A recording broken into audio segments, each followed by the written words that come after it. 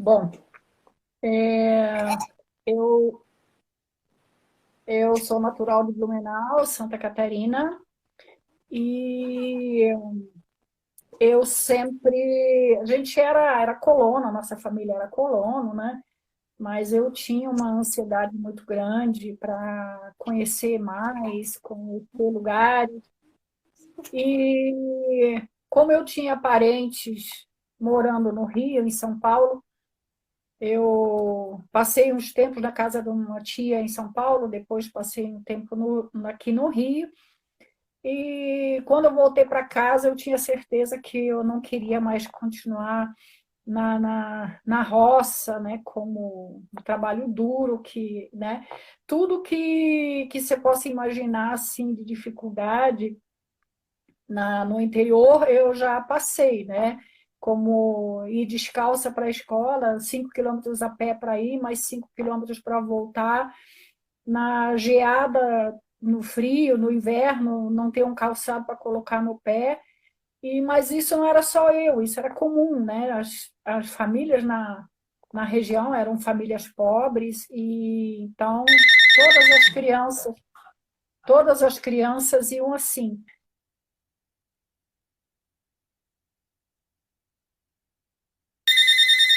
Ai, ai, ai.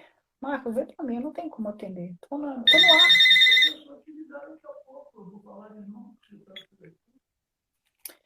É, pois é. Então, quando eu voltei de uma temporada no Rio, em São Paulo, eu tive a certeza de que realmente eu não queria continuar, que eu queria é, voltar a estudar, né? Na época, o estudo mínimo exigido era o primário, até do primeiro ao quarto ano, né?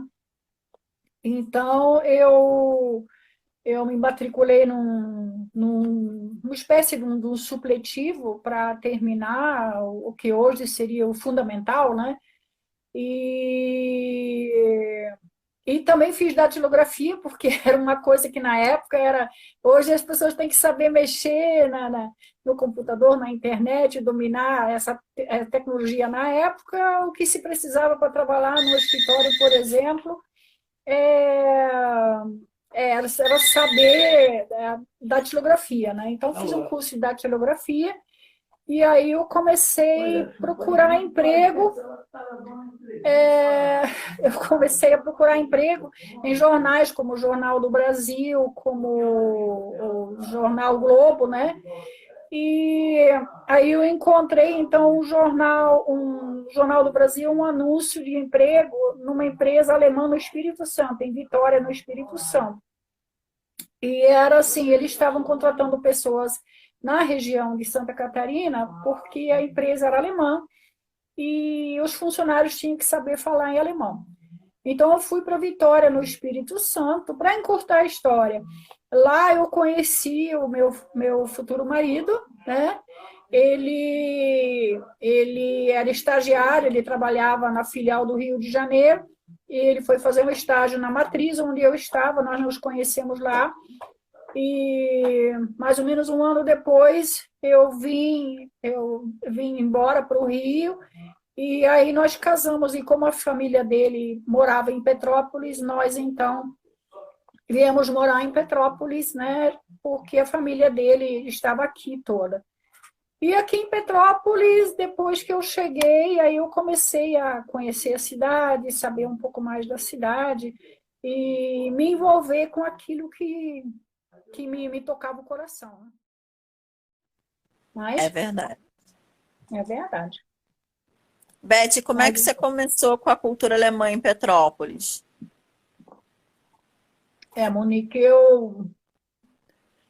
quando eu cheguei em Petrópolis, a, o meu sogro, ele era belga, falava francês, e, e ele falava para mim que eu ia me sentir em casa em Petrópolis, porque Petrópolis também tinha sido colonizada por alemães, e que tinha ainda muita coisa na arquitetura alemã, né? Mas ele não era uma pessoa muito chegada essa história, porque ele estava se recuperando de um acidente, por isso que ele estava morando em Itaipava. Itaipava é outro mundo, Itaipava não é Petrópolis, né? Quem conhece Itaipava não consegue imaginar Petrópolis e vice-versa, né? E, mas, assim, baseado no que ele me falou, eu achei que eu poderia chegar em Petrópolis e falar com as pessoas em alemão na rua, como era em Blumenau, que eu podia ligar o rádio e encontrar um programa alemão. Imaginei como era no Sul, que tinha os bailes alemães, que tinha as bandinhas, que tinha os grupos folclóricos, e principalmente a língua alemã, que era muito comum, né? E na prática, depois morando aqui alguns meses, eu vi logo que não era bem assim, né? Que essa cultura aqui não estava tão viva, né? Como lá em Blumenau ainda estava na época. Hoje também já não é mais assim. Mas a questão assim, a grupo folclórico não tinha, festas alemãs não tinha, programa de rádio não tinha. Eu lembro que uma vez eu entrei na antiga musical e fui procurar, na época era LP, né? Eu fui procurar se tinha um LP de música alemã e as pessoas me olharam com espanto, assim, como se eu tivesse pedindo uma coisa muito estranha, né? Música alemã? Nunca ouvi falar, né? Eu fiquei até meio sem graça do jeito que as vendedoras me atenderam, né? E aí eu comecei a procurar onde estão esses alemães que colonizaram a cidade, que chegaram, que todo mundo fala, mas que na prática você não via essa manifestação cultural, né? E aí eu, começando a frequentar a igreja luterana, que a gente sempre foi luterana, a nossa família, né? Aí a minha filha mais velha, Ingrid, foi batizada na igreja luterana. E aí, começando a frequentar, eu comecei a encontrar algumas pessoas que falavam alemão na igreja, né? Pessoas da igreja. E então, pelo menos, eu tinha encontrado alguém que falasse alemão. E um pouco mais adiante, eu conheci a Dona Emídia, que não fala alemão, mas a Dona Emídia, na época, estava realizando, junto com o Clube 29 de Junho, a Festival Germânico, né? Que depois se transformou no que a festa é hoje, né?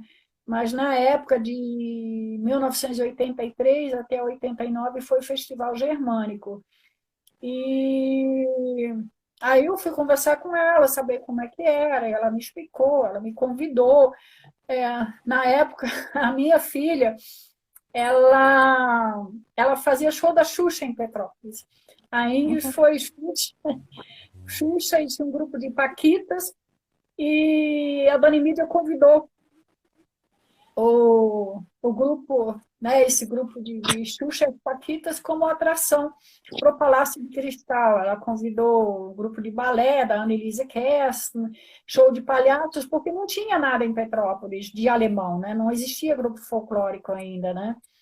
E aí, aos pouquinhos, eu fui me entrosando com a Dona Emília e e aí eu acompanhei o último ano da festa do Festival Germânico, que foi em 1989, para 1990, que passou para a mão da prefeitura, porque nesse meio tempo a Dona Emília sofreu um infarto, teve que se afastar. E aí, aos poucos, então, eu comecei a encontrar onde estavam as pessoas que estavam ligadas à cultura alemã, quem eram as pessoas, o que elas faziam, né? E Dona Emília foi a primeira pessoa assim que me mostrou o caminho, né? Onde estavam essas pessoas. E aí eu conheci o Paulo Roberto, eu comecei a me envolver com pesquisa genealógica, comecei a gostar do assunto, do tema, a história de Petrópolis, né? O Paulo era uma figura assim, ele era uma biblioteca inteira ambulante, né? E aquilo começou a despertar um interesse muito grande para mim.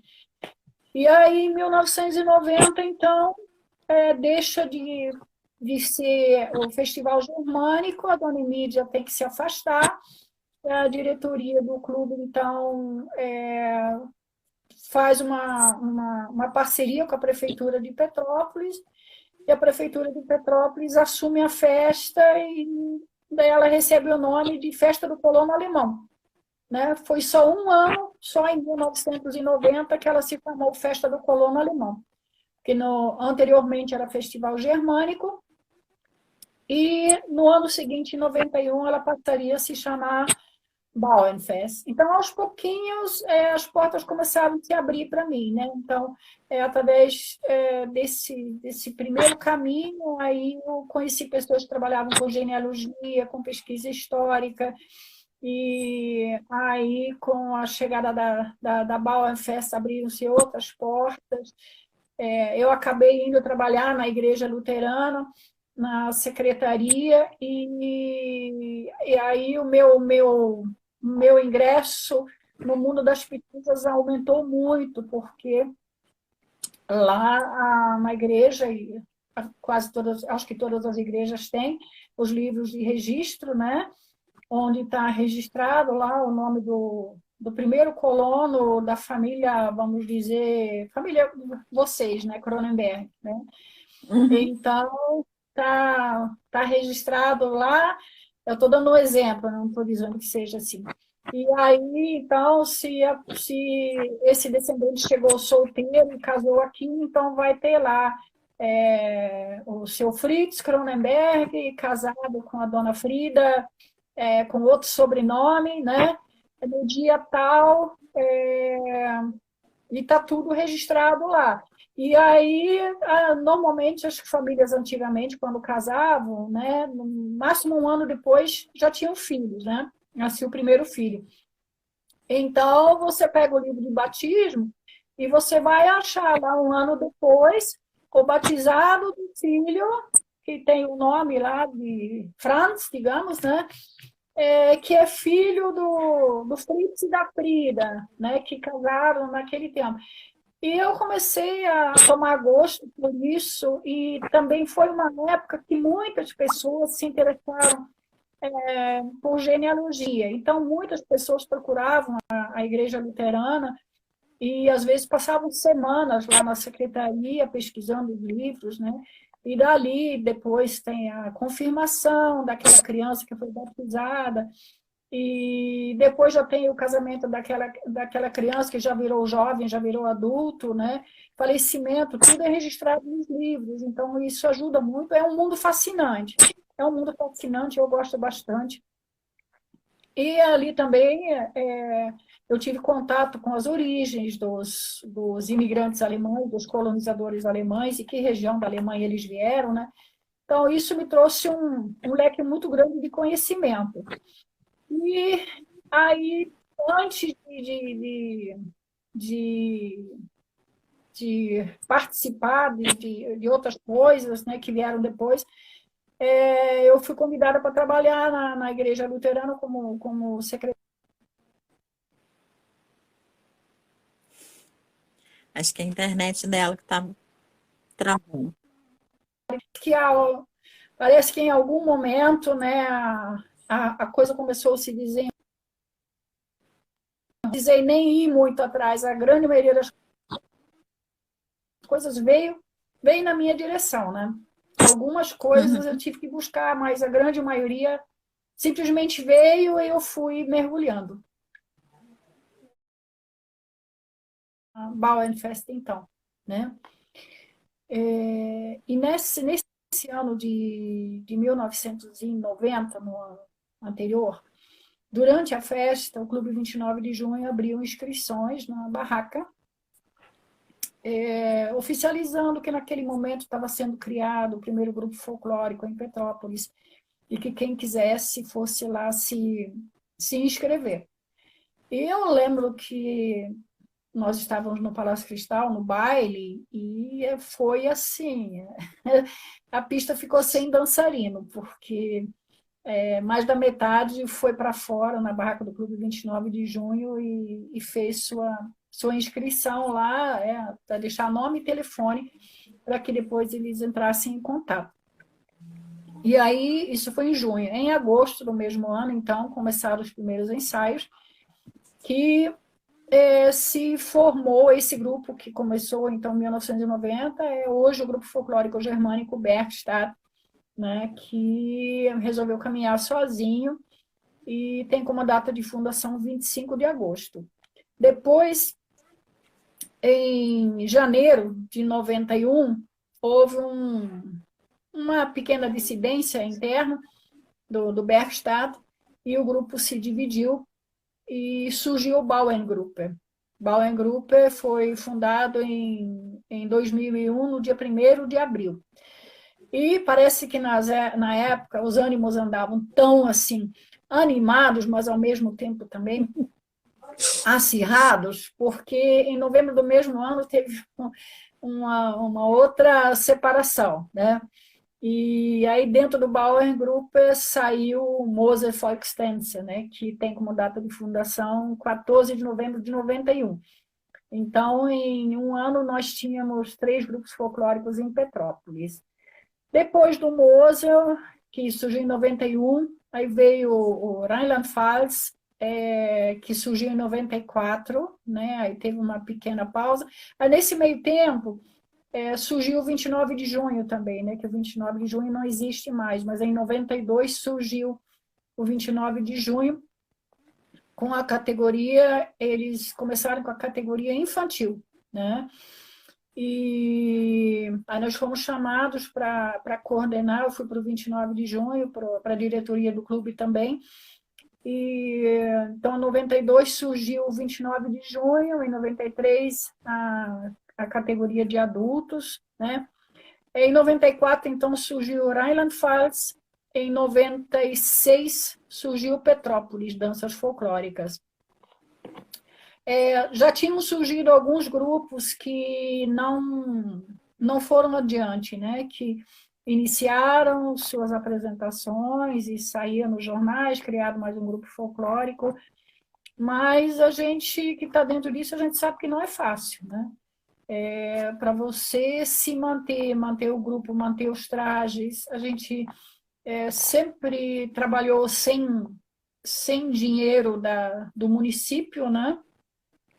Então, você começar um trabalho desse e querer fazer uma caminhada longa, tem que pensar muito no começo, né? Porque não é fácil, não. Mas aí, então, em 97, em final de 96, nós estávamos no Clube 29 de Junho ainda, eu estava coordenando a categoria adulta e infantil, e a Olivia Wendling coordenava a categoria juvenil. E aí houve um desacordo, um acerto também dentro do 29 de junho, foi extinta a categoria juvenil e aproximou-se o infantil do adulto, ficou um infanto-juvenil, que já passava direto para o adulto. Em final de 96, esse grupo durou 4 anos só, né? Em final de 96, a diretoria do Clube 29 de Junho achou por não levar adiante esse trabalho. Eles apontavam que um grupo folclórico dava muito trabalho, muito aborrecimento, e a gente hoje, conhecendo o clube, a gente vê que a característica do clube é mais voltada para a pesquisa mesmo, né? E aí eles, então, vieram com a proposta de acabar com o grupo. E isso foi um divisor de águas para mim, apesar de eu gostar muito de fazer parte da diretoria do clube. Na época, em 95, nós escrevemos o livro dos 150 anos, eu participei ativamente do livro, nós fizemos concurso de prosa e poesia, nós começamos com o trabalho das Familienfest, né? E a Cronenberg teve, né? As festas das famílias que eram feitas lá na Capela Nossa Senhora Auxiliadora. Era muito trabalho, a gente trabalhava muito, mas a minha cereja do bolo sempre foi o grupo folclórico, né? a minha Celina manda um beijo aqui para o João Gabriel, né? Nosso menino do Infanto Juvenil, que eu não sei como é que a gente vai fazer quando os ensaios voltarem, porque ele cresceu muito. Vai voltar para o Infanto Juvenil não, viu, João? Então, aí eu tive que tomar uma decisão, porque se o grupo simplesmente acabasse, os nossos dançarinos eles iam procurar, né, outros grupos para fazer parte. E Uhum, aquele sentimento de família que a gente sempre teve na época, né?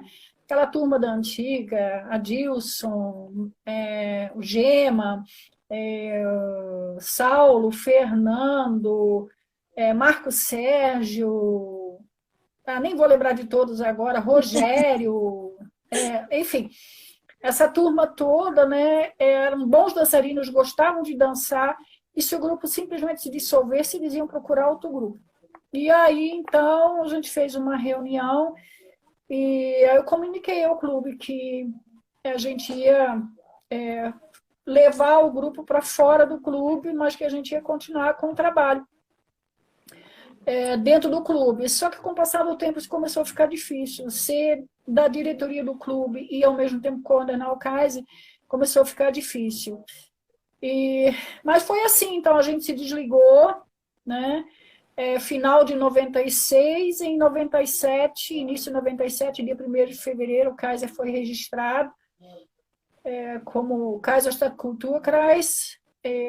A gente abriu um pouco assim para centro cultural, para que a gente pudesse trabalhar com outras atividades também. Mas os dançarinos eram todos ex-29 de junho, né? E depois, com o passar do tempo, outros integrantes se somaram, mas os que estrearam eram todos do 29 de junho. E o 29 de junho também para dar um empurrãozinho, né? Eles doaram os trajes, que na época já era do Hunsrück, né? E uhum. já que eles não queriam mais grupo folclórico, também não tinha motivo para eles terem trajes guardados, então eles nos doaram os trajes. E depois, como o Kaiserstadt, a gente refez eles, porque já tinha algum tempo de uso, né? E agora, recentemente, refizemos de novo, né? Mas sempre o traje do Hunsrück. Eu não estou te ouvindo, Monique, você vai ter que escrever pergunta para mim.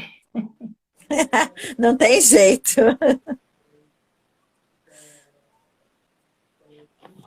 Ah, sim.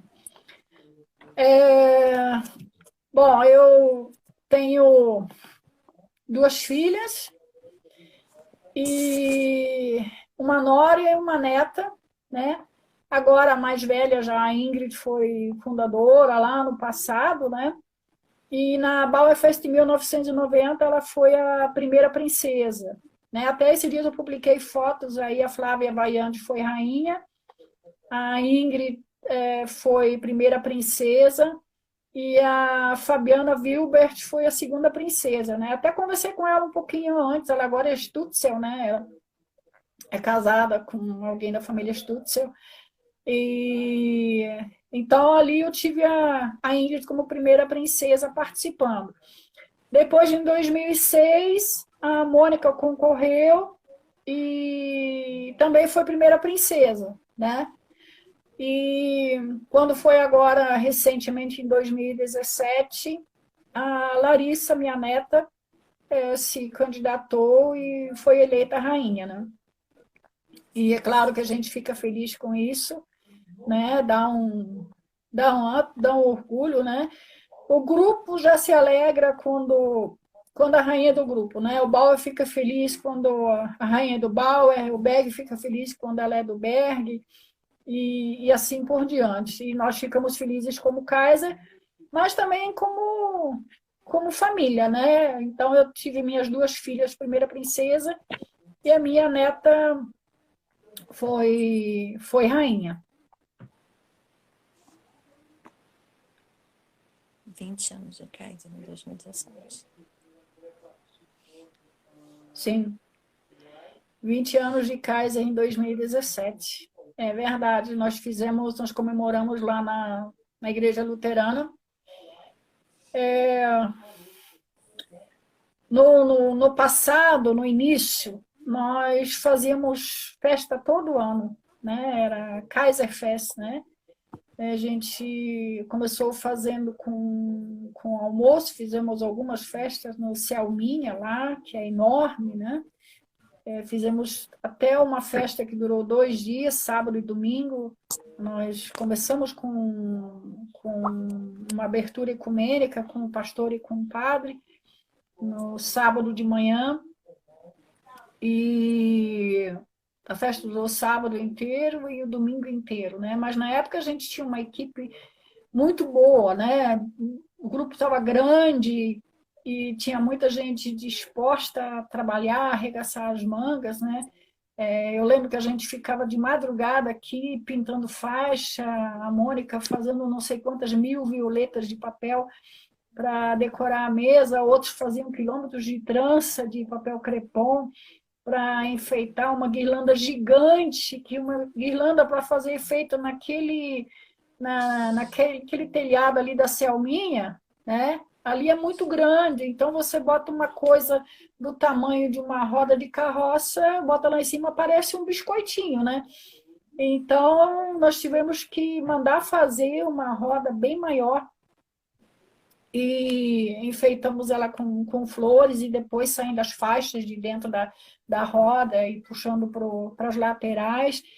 E ali é muito alto também, então dificuldade de escada, mas a gente tinha uma turma assim que topava qualquer desafio, né?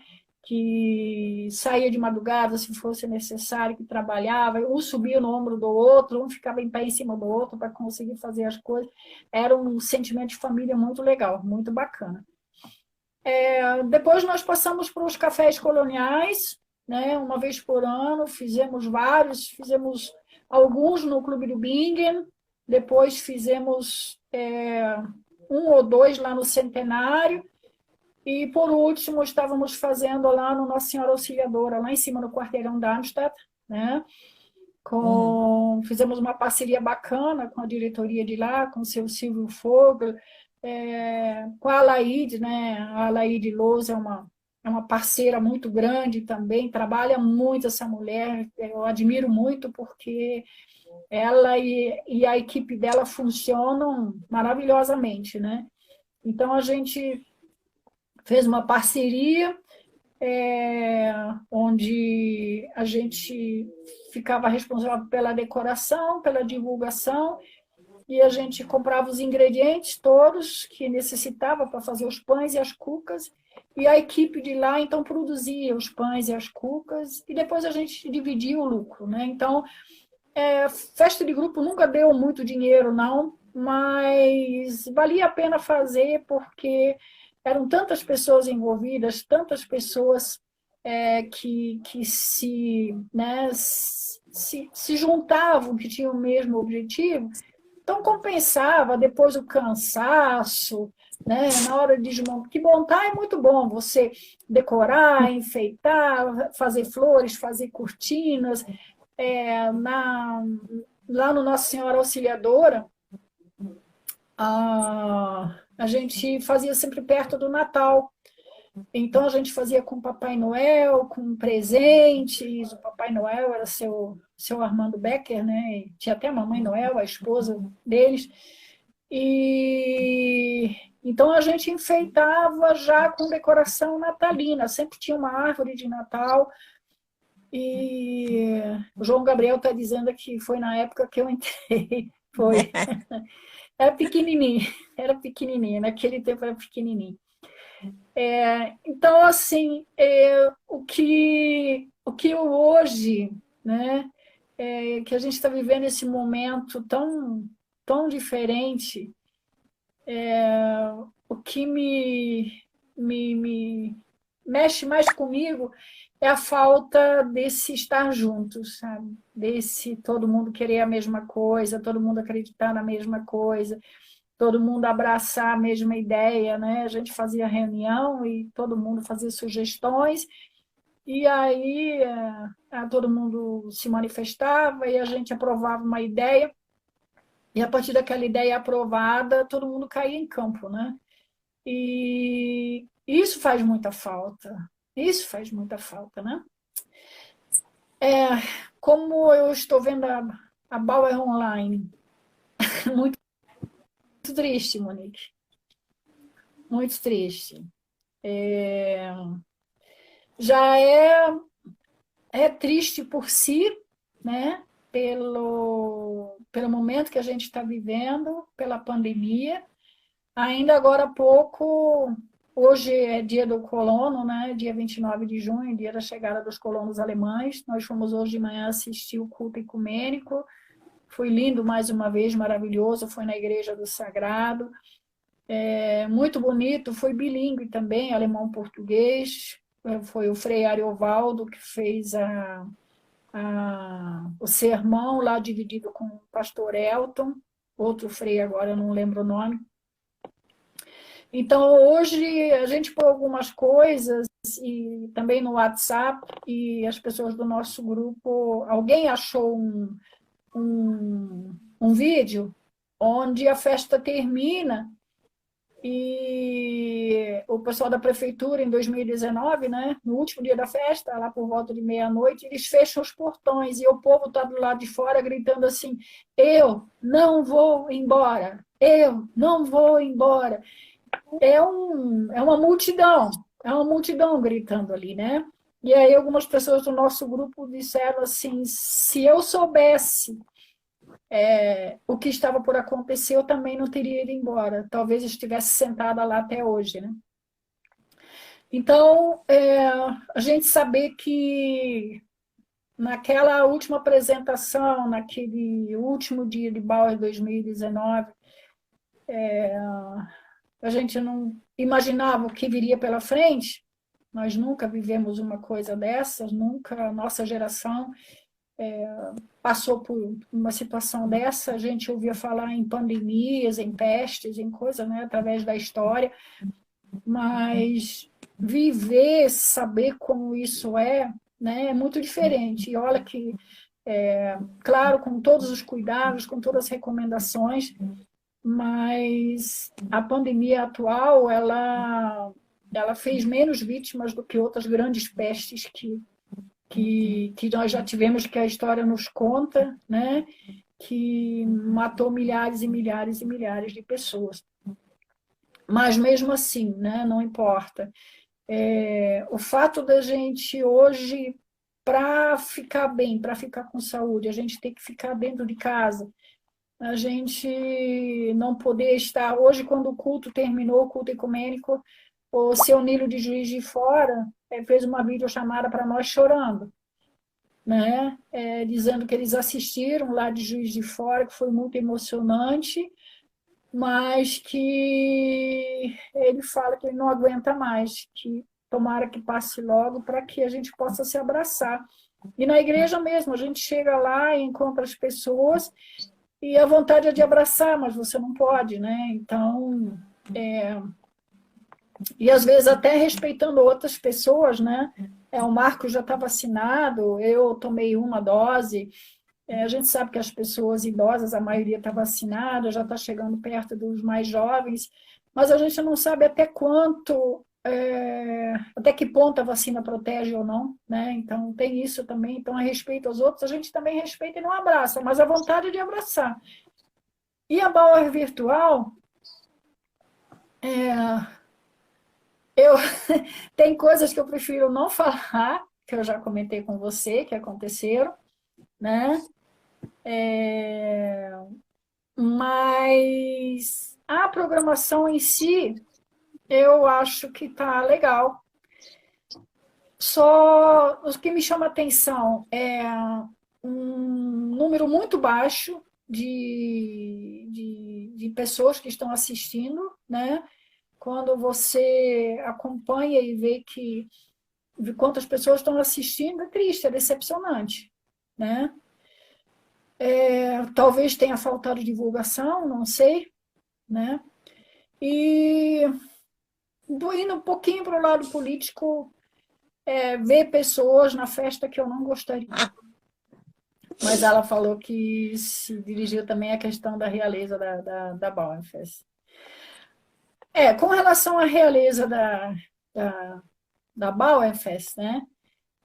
Nós tivemos, já é o segundo ano que não temos o concurso, né?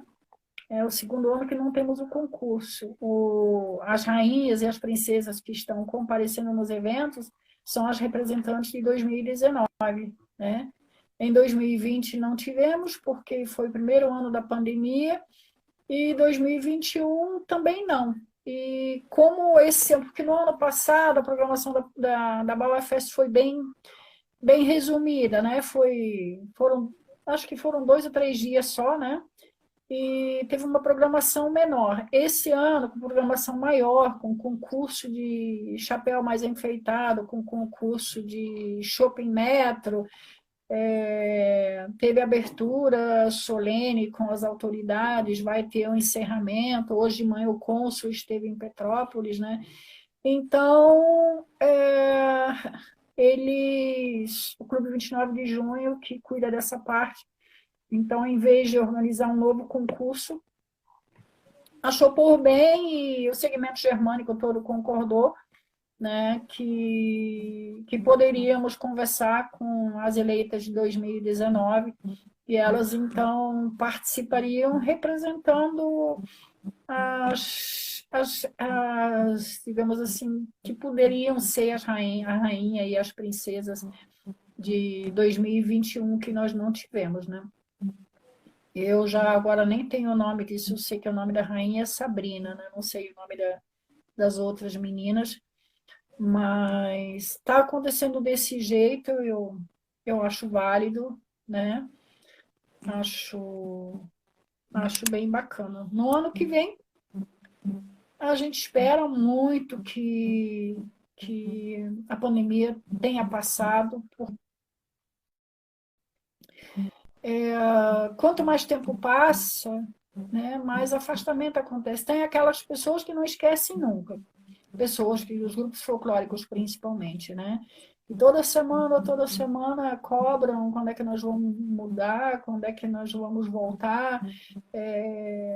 Tô com saudade. Tem uma menininha nossa que assiste os vídeos e chora, a Valentina, né?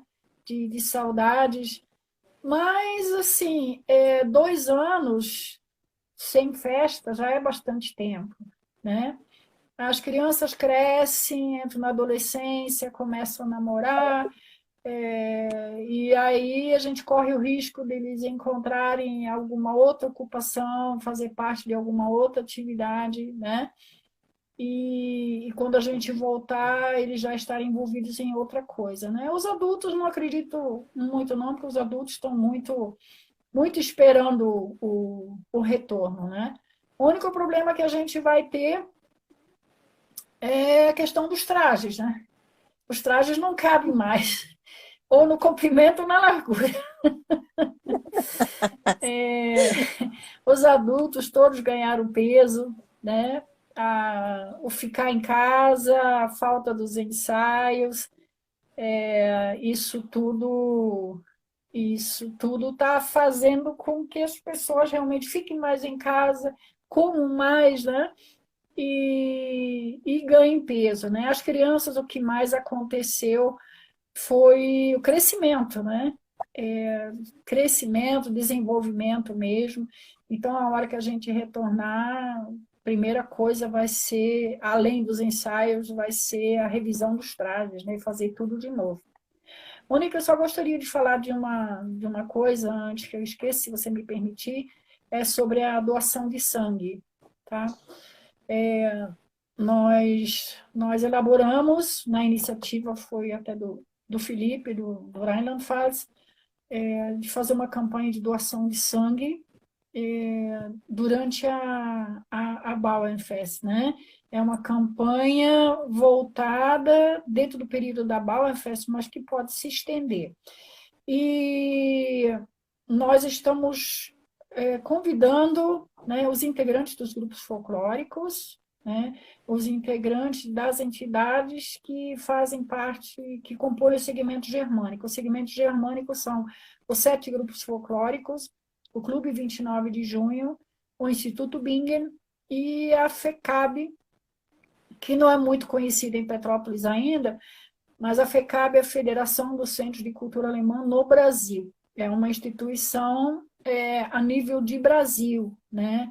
E ela congrega todos os centros culturais e ela tem delegados regionais. Então, eu sou delegada regional da FECAB aqui na região serrana, né? Então, como FECAB, nós também da FECAB estamos responsáveis aí em ajudar nessa campanha de doação. Então, a gente pede, Bauernfest pela Vida, né? É o nome da campanha. As doações vão até domingo agora, acho que é domingo, dia 4, né? Acho que é domingo, dia 4. As doações vão até domingo. E para doar, tem que ser pessoas maiores de idade, pesar mais de 50 quilos, não ter feito tatuagem recentemente, acho que não pode ter tomado vacina, né? Tem uma série de fatores. E se dirigir ao banco de sangue, fazer a doação do sangue. E como os jovens gostam muito de tirar selfie, né, de marcar os amigos, então a gente pede, faz a sua doação lá.